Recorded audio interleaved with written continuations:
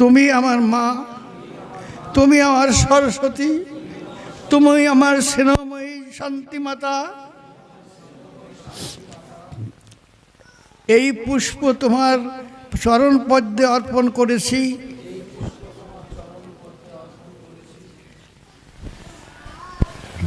তুমি নিজ গুণে কৃপা করে গ্রহণ করো মা, কৃপা করে গ্রহণ করো মা। আমি জানো পূর্ণব্রহ্ম হরিচাঁদ ঠাকুরের আদর্শে মানুষ হই, আর শ্রী শ্রী গুরুচাঁদ ঠাকুরের শিক্ষিত হয়ে জগতের কল্যাণ করতে পারি। জয় জয় শান্তি হরি প্রেমানন্দে, হরি হরি বলম